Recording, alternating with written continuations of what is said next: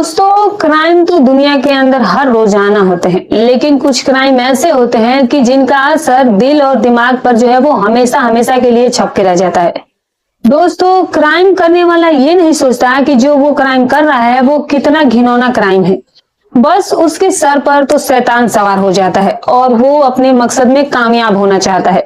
उसके लिए चाहे उसे किसी भी हद तक जाना क्यों ना पड़े। दोस्तों, ऐसे इंसान को तो देखकर लोग पता है कि क्या सोचते हैं कि अगर कानून की बंदिशें ना होती तो फिर ऐसे इंसान को खड़ा करके उस पर जो है वो उसे जिंदा जो है वो उस दुनिया से हटा देना चाहिए, या फिर ऐसा क्राइम करने वाले को ऑन द स्पॉट गोलियों से भून देना चाहिए, या फिर उसको पत्थर मार मार कर जब तक वो मर ना जाए तब तक उसको पत्थर मारे जाए चाहिए। ऐसे ही कृत्य करने वाले को दुनिया में रहने का कोई हक नहीं है, क्योंकि दुनिया में रहेगा तो फिर वो वही बात होगी कि कुत्ते की पूंछ वाली, कि फिर वो ऐसी हरकतें ऐसे घिनौने क्राइम को अंजाम दे देगा। दोस्तों, जैसा कि आपको मालूम है और मैंने पहले भी बताया कि ससुर और बहू का जो रिश्ता होता है दोस्तों, वो बाप और बेटी के समान होता है। दोस्तों, जब एक औरत, एक लड़की अपना घर, अपने माँ बाप, अपने भाई बहनों को छोड़ करके ससुराल में आकर के कदम रखती है, तो वो उस ससुराल को ही अपना घर, अपने माँ बाप, अपने भाई बहन वहीं पर वो बना लेती है। अपनी नंदों को वो अपनी बहन बना लेती है, देवर को अपने भाई समान बना लेती है, और सास ससुर को वो अपने माता पिता का दर्जा देती है। ससुराल में आने के बाद सास ससुर को वो उनके नाम से नहीं बुलाती है, बल्कि कहती है ससुर को कि पिताजी वो कहती है, या फिर जो भी उसको कहना हो वो कहेगी। सास को वो माँ कह करके बुलाया करती होगी। आज एक ऐसी घिनौनी आपको मैं कहानी सुनाने जा रही हूँ दोस्तों, कि एक ससुर जो होता है वो अपनी बहू के ऊपर कितना घिनौना, और उसके ऊपर वो कितना गंदा उसके साथ गलत काम करता है, और फिर उस घिनौने कृत्य को वो अंजाम देने के बाद जब उसकी ख्वाहिश शांत हुई, तो फिर दोस्तों अब अपने वो जुर्म छुपाने के लिए जो उसने क्राइम किया था वो और भी दिल को दहला देने वाला था। दोस्तों, पूरी कहानी मैं आपको विस्तार पूर्वक सुनाने जा रही हूँ, शुरू से आखिर तक बिल्कुल इस कहानी को अंत तक सुनिएगा। इन रिश्तों को समझना बहुत जरूरी है दोस्तों। रिश्तों की अहमियत जब तक जिंदा है, जब तक रिश्ते की मर्यादा जिंदा है दोस्तों, तब तक ही सब कुछ होता है। और जब इंसान के अंदर से रिश्तों की जज्बात, अहमियत, मर्यादाएं खत्म हो जाती हैं, तो फिर वो इंसान नहीं रहता, बल्कि वो जानवर बन जाता है। सभी दोस्तों का स्वागत है आपका हमारे YouTube चैनल में, लेकिन बस उससे पहले आपसे एक ही रिक्वेस्ट है, वीडियो को एक लाइक जरूर कर दीजिएगा, वीडियो को हाइप कर दीजिए, और कहां से देख रहे हैं कमेंट करके अपना और अपने शहर का नाम बताइएगा। दोस्तों, एक व्यक्ति होता है जिसका एक बेटा होता है, एक लौता बेटा होता है। बेटी थी बड़ी और वो उनकी शादी कर चुका होता है। ससुर जो था, जब शादी के लिए उसका बेटा तैयार हो जाता है, यानी कि जब उसका लड़का 20-22 साल का हो जाता है, तो उसने अपनी बेटे के लिए लड़की देखना शुरू कर दी। पास ही में उसे एक लड़की मिल जाती है, और वो लड़की जो थी वो काफी ज्यादा खूबसूरत और नेक दिल लड़की होती है। वो लड़की उसे पसंद आ गई, क्योंकि नाक नक्शा देखने वाले में और उसका जो रंग रूप था वो काफी ज्यादा आकर्षित करने वाला होता है। दोस्तों, वो जो बाप होता है वो अपने बेटे की शादी उस लड़की से करवा देता है। दुल्हन बनकर के जब वो लड़की उस घर में आई, तो उसने एक बहू के सारे फर्ज निभाए। ससुर को वो उसने बाप समझा था, सास को माँ समझा था, और देवर क्योंकि और कोई था नहीं। नंदे जो थी वो उसके अपने ससुराल से जब आती थी तो उन्हें वो पूरी तरह से इज्जत दिया करती थी, उनका मान सम्मान करती थी, और घर का उनका कोई भी काम उनसे अपने नहीं करवाया करती थी, बल्कि उनके सारे काम वो खुद ही किया करती थी। इसीलिए वो सबकी चहेती बहू बन करके रह गई थी। वक्त गुजरता गया, और जब शादी को 2 साल बीत गए तो हिना ने एक प्यारे से बेटे को जन्म दिया था। उस घर में खुशियां दुगनी हो गई थी, क्योंकि हिना ने अपने बर्ताव से उस घर में खुशियों के फूल खिला दिए थे। लेकिन जब उसने दूसरे फूल को उसने जन्म दिया, इसीलिए उस घर की खुशियां जो थी वो दुगनी हो गई थी। वक्त जो था वो और गुजरा, हिना के रंग रूप में और ज्यादा निखार आ गया। कहते हैं ना दोस्तों कि जब एक लड़की शादी होने के बाद ससुराल में कदम रखती है, तो उसका रहन सहन और अपने आप को वो अच्छे से रखती है, तो वो और भी ज्यादा खिल जाती है शादी होने के बाद। लेकिन जब बच्चा होता है तो उसके बाद उसकी खूबसूरती जो होती है वो और भी ज्यादा निखर जाती है, उस पर 4 चांद लग जाते हैं उसकी खूबसूरती में। हिना जो कि पहले से ही काफी खूबसूरत थी, अब बच्चा भी हो गया था, तो अब एक औरत वो बन गई थी। अब क्योंकि पहले वो 20 साल की थी, अब उसकी उम्र 25 साल की हो गई थी लगभग जब वक्त गुजरा, तो इसीलिए उसकी खूबसूरती जो थी वो ज्यादा ही दमकने लगी थी।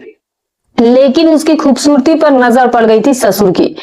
ससुर जब एक दिन घर आता है तो घर में उस वक्त कोई नहीं था, बेटा काम पर गया था। उसकी किराने की शॉप थी, वो एक होलसेलर था, किराने की दुकान चलाया करता था। वैसे तो उसका ससुर भी उसी किराने की दुकान पर बैठा करता था, लेकिन अब क्योंकि बेटा पूरी तरह से उस दुकान को संभालने लगा था तो उसका जो पिता होता था उसके ऊपर से उसकी जिम्मेदारियां जो थी वो कम हो गई थी, और इसीलिए वो दुकान छोड़ करके कहीं भी आया जा सकता था। दोपहर का टाइम होता था, ये जो ससुर होता है वो उस समय घर पर आता है। गर्मियों का उस समय मौसम होता है, पंखा जो था वो चल रहा था, और दोपहर का वो अपना घर का सारा काम करके जो हिना होती है वो आराम करने के लिए अपने बेड पर उस समय वो लेटी हुई थी। और पंखा चलने की वजह से, क्योंकि घर में जो कपड़े थे वो भी बिल्कुल अस्त व्यस्त थे, क्योंकि ये बिल्कुल ही घर में अकेली थी, ये निश्चिंत थी कि इस वक्त तो घर में कोई आएगा नहीं, तो इसीलिए इसने बस पंखे को में खुद को जाकर के काफी ज्यादा थकी हुई थी तो ये पंखे में जाकर के नीचे बेड पर लेटी हुई थी। कपड़े जो थे वो शरीर से अस्त व्यस्त थे। जब ये ससुर घर में आता है, देखता है कि बहू कहाँ है, वो दिख नहीं रही। कुछ आवाज मारी भी कि बहू मुझे पानी दो, लेकिन जब उसकी आवाज नहीं आई, क्योंकि वो तो उस वक्त कमरे में सो रही थी, तो ये कमरे में जा करके जब देखा, इसने दरवाजा खुला था उस वक्त, तो उस मासूम सी परी जैसी एक औरत, जो कि जैसे कि कोई अप्सरा हो, वो बेड पर लेटी हुई थी और कपड़े उसके अस्त व्यस्त थे, और उसकी सुंदरता जो थी वो एकदम से ही दमक रही थी।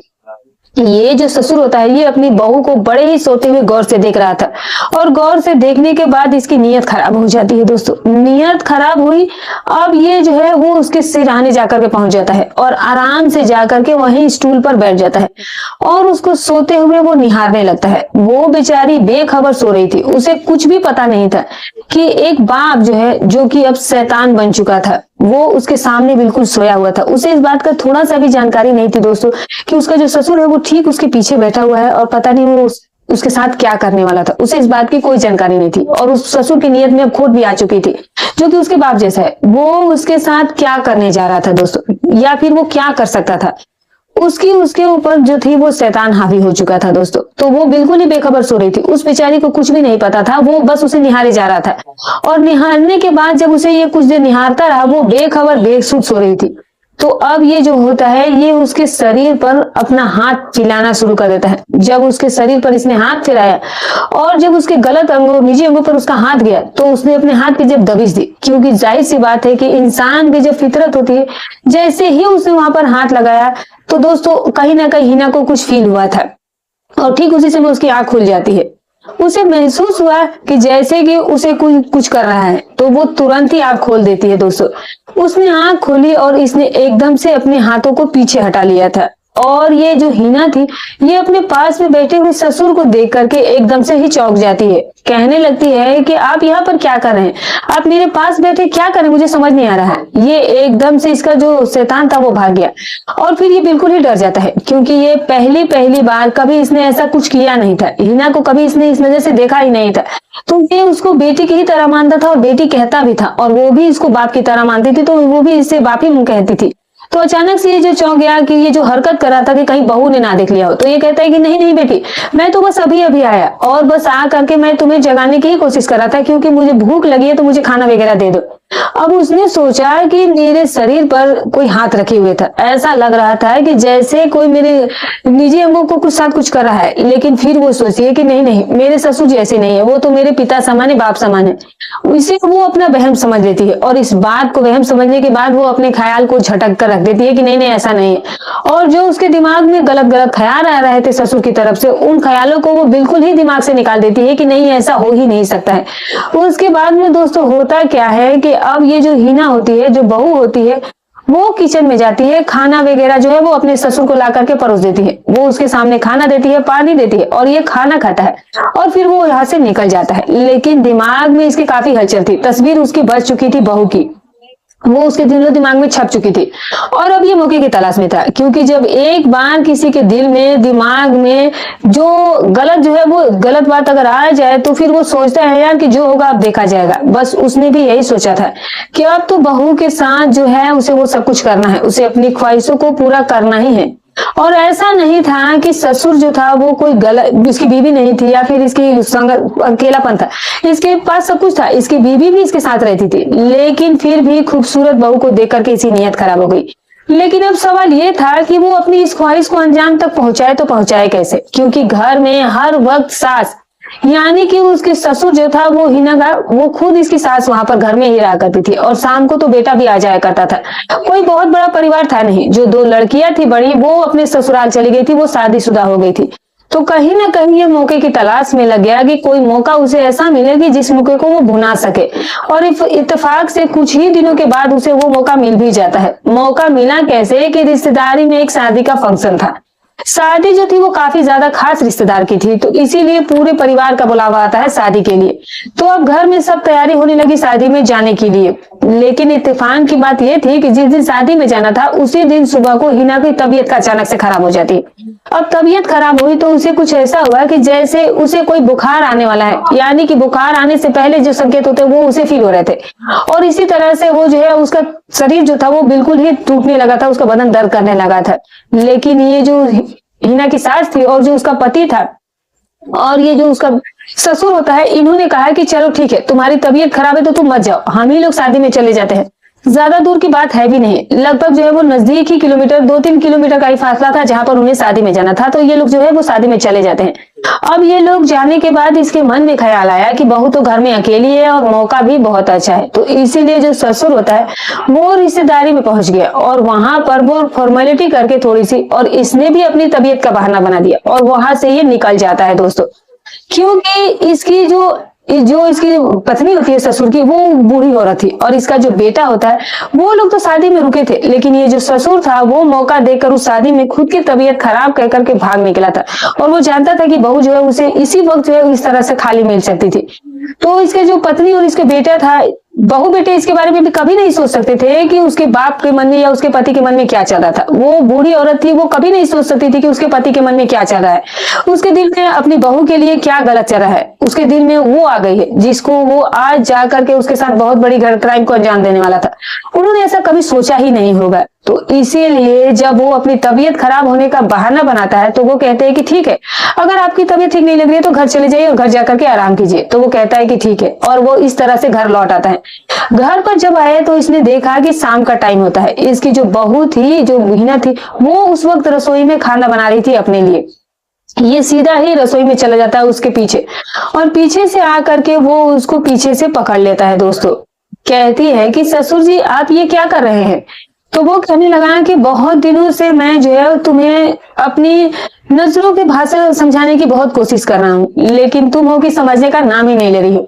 तुम्हें पता है कि जब मैं बाजार जाता हूँ तो तुम्हारे लिए कुछ ना कुछ लेकर के जरूर आता हूँ, और तुम जो है तुम्हें अपने कमरे में भी मैं किसी न किसी बहाने से अक्सर ही बुलाता रहते हो। तो बहू कहती है कि आप मेरे ससुर है, बिल्कुल मेरे पिता के समान है, तो आप मेरे लिए कुछ ला करके देते हैं। एक बहू घर में है तो अगर ससुर कुछ ला करके देता है तो वो बिल्कुल ही बाप समान ही होता है, और मैं आपको उसी नजर से देखती हूँ। तो इसीलिए मैं भी समझती हूँ कि ससुर जो है वो मेरे बिल्कुल ही पिता की तरह मेरा ख्याल रखते हैं। तो भला मुझे उससे क्या एतराज हो सकता है? आप मुझे अपने किसी काम के लिए अपने कमरे में बुलाते हैं, पानी के लिए, दूध के लिए, चाय के लिए, दवाई के लिए, तो मेरा ये फर्ज बनता है कि मैं आपकी सेवा करूं, क्योंकि आप मेरे ससुर है और बाप के समान है। जब मैं अपने घर में थी, जब मैं इस घर में नहीं आई थी शादी होकर के, तो मेरे घर में मेरे पिता जब भी मुझे किसी काम के लिए बुलाते थे तो मैं तो जाती ही थी। तो आपके पास आ गई तो क्या बड़ा होता है, बात हो गई। ऐसे ही अभी मेरे बापू और मेरा फर्ज है आपकी सेवा करना। लेकिन जो ससुर था वो कहता है कि तुमने मेरी नजरों की भाषा को आज तक पढ़ा ही नहीं, कि मेरा दिल जो है वो तुम पर आ गया है, और मैं चाहता था कि तुम भी उन्हीं नजरों से मुझे देखो जिन नजरों से मैं तुम्हें देखता हूँ। अब जो ये हिना थी, इसकी आंखें फटी की फटी रह जाती है। इसको अपने कानों पर यकीन नहीं हो रहा था कि ये ससुर उसका कैसी बातें कर रहा था। और फिर ये जो बहू होती है ये बाजू से उसे पकड़ लेता है और फिर रसोई से ससुर जो है उसे कमरे में लेकर के चलाता है, और कमरे में ले आकर के उसे बेड पर सीधे ले जाकर के पटक देता है, मतलब कि वो उसे धक्का दे देता है और कहता है कि आज मैं तुम्हारे साथ अपने दिल की तमन्ना को पूरी करूंगा।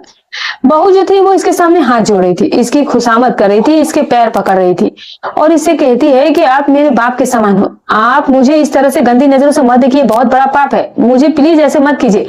मैं बिल्कुल पवित्र हूँ, अपने पति के प्रति मैं बिल्कुल ही वफादार हूँ। आज तक मैंने ना अपने माँ बाप के रहते हुए कभी किसी गैर आदमी के साथ देखा, और ना ही कभी यहाँ ससुराल में आकर मैंने ऐसा कुछ किया। और मैं भला अपने बाप के सामने अपने कपड़े कैसे उतार सकती हूँ? आप एक बार सोचिए तो सही कि आपके सर पर क्या सवार हो गया। आप ठंडे दिमाग से एक बार सोच करके देख लीजिए कि कोई बाप भला अपनी बेटी के कपड़े अपने सामने कैसे उतारते हुए देख सकता है। तो इसने कहा कि मुझे भाषणबाजी दे करके मुझे बेवकूफ मत बनाओ, ये सही गलत मैं सब कुछ जानता हूँ इस वक्त मैं, लेकिन जो तुमसे चाहता हूँ तुम वो करो।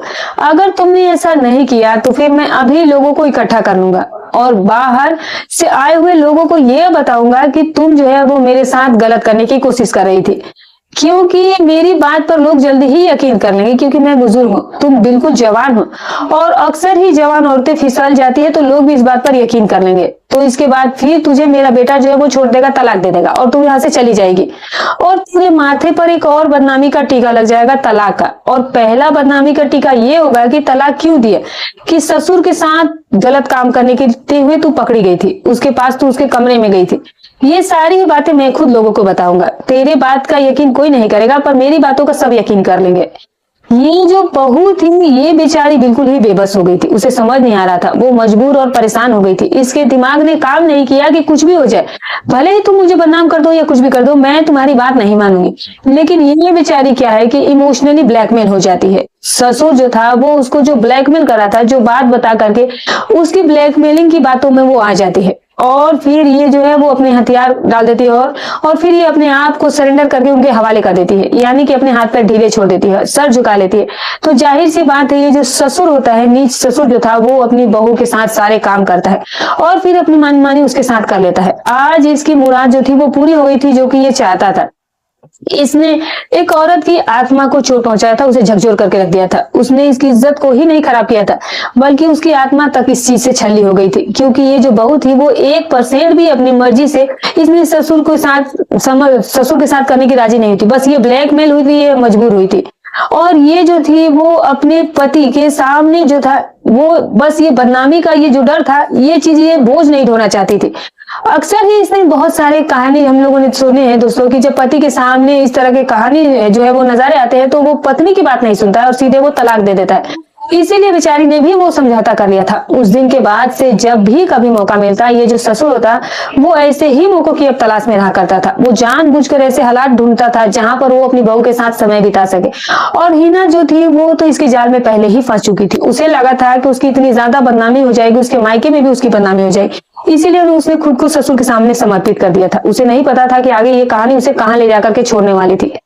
अब वो कभी अपनी बीवी को, जो ससुर था वो कभी अपनी बीवी को जानबूझकर किसी काम से बाहर भेज देता, तो कभी उसके माँ बाप के यहाँ भेज देता कि जाओ तुम अपने भाई भतीजे से मिला, एक दिन के लिए रह आओ, क्योंकि जो इसका बेटा था वो तो दिन भर दुकान पर ही रहा करता था। तो कभी ये दिन दोपहर में और तो कभी रात में, जब भी इसको मौका मिलता था तो ये चुकता नहीं था करने से। जब जब इसका ससुर इसके पास आता यानी कि अपनी बहू के पास जाता था तो इसे इससे घिन आती थी। इसको अपने वजूद से ही नफरत होने लगी थी कि वो ये क्या कर रही है। और एक दिन इसने सोचा कि अब ये सब कुछ जो है वो नहीं चलेगा, वो ये नहीं करेगी, क्योंकि एक बूढ़ा आदमी जो कि उसके पिता के समान है, जब वो उसके साथ वो ये सब खेल खेलता था तो उसे घिन आती थी अपने ऊपर कि उसने क्यों जो है उसने अपनी मनमर्जी करने का मौका दिया, क्यों उसे ऐसा करने की इजाजत दी। अब होता क्या है दोस्तों कि ये जो बहू होती है ये ससुर से अब खींची खींची सी रहने लगी थी। कभी अगर ये मौके की तलाश में होता और अगर इसे मौका मिल भी जाता तो ये बेचारी घर से किसी न किसी बहाने से निकल जाया करती थी। ये ससुर जो था इस बात से बहुत झिलिया जाता था। एक मर्द जब उसके ऊपर सर के ऊपर शैतान सवार हो और वो औरत के प्रति बिल्कुल ही इसको अलग ही निगाहों से देखता हो और फिर वो मौका उसके हाथ से अचानक निकल जाए तो वो और भी ज्यादा खतरनाक हो जाया करता है। जब ये मामला कई बार हुए और ये बहू उसे मौका नहीं देती थी, लेकिन ये जो बहू थी वो अपने पति से भी कुछ नहीं कह पा रही थी। वजह ये थी कि वो ये सोचती थी कि वो किस मुंह से ये बात कहे, कैसे कहे, क्या बताए अपने पति को। वो अपने पति को अगर इस बारे में बात करती है तो क्या वो पति उसका यकीन करेगा। ये तमाम बातें वो जो थी वो सोचती रहती थी और बेचारी दोनों तरफ से वो पीस रही थी। ससुर के साथ जो थी वो भी उसके साथ गुजारा नहीं कर पा रही थी, क्योंकि वो ससुर के साथ भी वो ज्यादा छूट नहीं दे सकती थी और क्योंकि उसे अब उससे घिन आने लगी थी। और अपनी सास और अपने पति से वो कुछ कहने के लिए भी उसकी हिम्मत नहीं हो रही थी। वो इस राज को बताते हुए भी डरती थी कि कहीं ये सारा इल्जाम मेरे ही ऊपर ना आ जाए। तो वो बहुत बड़ी उलझन में थी, कसमकस में थी। अब उसने सोचा कि वो जो है वो जब ये इस तरह का मौका उसे मिलेगा तो फिर वो जो है वो ससुर को, मतलब कि किसी भी बहाने से वो ससुर को वापस पास नहीं आने देगी। ये जंगली शेर की तरह और भी ज्यादा खतरनाक हो गया था। अब एक दिन इसने जो किया, इसने एक दिन बहू की तरफ देखा और इसने नफरत भरी नजरों से उसकी तरफ देखने के बाद कहा कि इसकी जो सुंदरता है, जिस सुंदरता पर मैं मर मिटा हूं, मैं फिदा हूं, और अब ये अपनी सुंदरता का जो है वो गलत उपयोग कर रही है। मुझे अब अपनी सुंदरता का मजा नहीं लेने दे रही है, तो फिर मैं इसकी सुंदरता को ही अब खत्म कर दूंगा अगर ये मेरे साथ नहीं करेगी तो। ये बाहर बाजार जाता है और ये जाकर के तेजाब की बोतल लेकर के आता है और उसे ला करके वो घर में रख देता है। एक दिन मौका था, घर में उस वक्त कोई नहीं था। जब ये अपनी बहू के पास आता है तो बहू इधर उधर भागने की कोशिश भी करती है, तो ये उसको बाजू से पकड़ लेता है।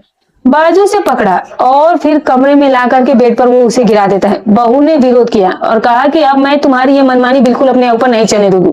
ज्यादा मेरे साथ करोगे तो अब कुछ भी हो जाए, मैं जो है वो चीखूंगी, चिल्लाऊंगी और लोगों को बता दूंगी कि तुम जो है वो मेरे साथ गलत काम करते हो। जब बहू का वो आक्रामक रूप देखता है तो वो समझ तो पहले ही गया था और इसने ये सोचा भी था, इसकी ये प्लानिंग भी थी कि अगर अब बहू राजी से मानी तो ठीक है और अगर राजी से नहीं मानी तो फिर मैं इसके शरीर को ही जला दूंगा, इसकी सुंदरता को ही मैं खत्म कर दूंगा, ताकि फिर ये जो है अपनी सुंदरता किसी को दिखा ना सके और इसकी सुंदरता किसी का भी ना रहे, क्योंकि इसे बहुत ज्यादा अपनी सुंदरता पर गुरूर और घमंड आ गया है। बहू ने बिल्कुल वही किया, बिल्कुल दो टूक कह दिया कि अगर आप मेरे साथ कुछ गलत करोगे तो मैं चीखूंगी, चिल्ला करके लोगों को इकट्ठा कर लूंगी। बस ये सुन करके ये जो ससुर था, नीच ससुर था, वो बर्दाश्त नहीं कर सका और जो इसने ला करके रखा था वो तेजाब जो है वो अपनी बहू के ऊपर जो है उड़ेल देता है, मतलब कि वो उसके ऊपर ही फेंक देता है।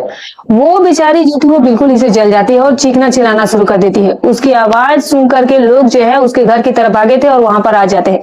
ये जो ससुर था उस वक्त वहां तक निकल गया था, वहां पर वो रफू चक्कर हो गया था। सबसे पहले लोगों ने इस औरत को, ये जो बहू थी, इसको ले जाकर के अस्पताल में भर्ती कराया और अस्पताल में भर्ती कराने के बाद जब पुलिस केस हो गया और जब पुलिस आती है और फिर इसके घर वालों की मौजूदगी में पुलिस ने जब इस औरत का बयान लिया बहू का, तो फिर इसने बताया कि इस तरह की मामला है, मेरे ससुर ने मेरे ऊपर गलत जो है नियत से कई बार उन्होंने मेरे साथ गलत किया, मेरी इज्जत को तार तार किया और फिर जब मैंने इस चीज का विरोध किया, मैं जब इस दुविधा में थी कि मैं करूं तो क्या करूं, क्योंकि मैं अब उसे भी बर्दाश्त नहीं कर पा रही थी और मैं अपने पति और सास को कुछ बता भी नहीं पा रही थी। मैं बिल्कुल ही संकट में आ गई थी और इसीलिए मैं इससे भरपूर बचने की कोशिश कर रही थी और गुस्से में जब वो अपने इस मकसद में नाकामयाब होने लगा तो फिर उन्होंने मेरे साथ ये कर दिया। तो कुल मिलाकर के कहने का मतलब ये है दोस्तों कि ससुर और बहू का जो रिश्ता होता है वो बाप बेटी के ही समान होता है। अगर कोई ससुर अपनी बेटी के ऊपर गलत नजर या गलत सोच रखे या उसके साथ गलत काम करे तो वो ऐसा मानो कि जैसे कि उसने अपनी बेटी के ही साथ गलत काम किया है। तो दोस्तों ऐसे लोगों को तो जाहिर सी बात है सजा बिल्कुल ही देनी चाहिए और ऑन द स्पॉट सजा देनी चाहिए, ताकि आगे कोई इस तरह से रिश्तों की दीवार, रिश्तों की मर्यादों को तार तार ना करे, उनकी अहमियत को खत्म ना करे। तो दोस्तों ये रही कहानी। दोस्तों हमारी कहानी सुनाने का उद्देश्य किसी की भावनाओं को ठेस पहुंचाना है, ना ही किसी के दिल को आहत करना, बस केवल आपको सतर्क करना, आपको जागरूक करना है। तो उम्मीद करती हूँ कि आपको हमारी कहानी पसंद आई होगी। वीडियो पसंद आई है तो एक लाइक कर दीजिएगा, चैनल पर नहीं तो सब्सक्राइब कर दीजिएगा। फिर मिलूंगी कल एक और नई सच्ची अच्छी रोचक कहानी के साथ। तब तक अपना और अपने परिवार का ख्याल रखें।